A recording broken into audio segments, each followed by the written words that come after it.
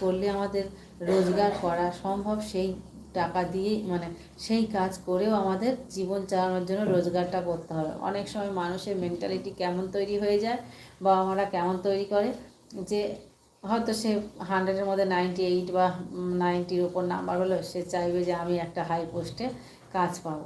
কিন্তু সেটা কি সবসময় সম্ভব হয়? সকলের ক্ষেত্রে সম্ভব হয় না।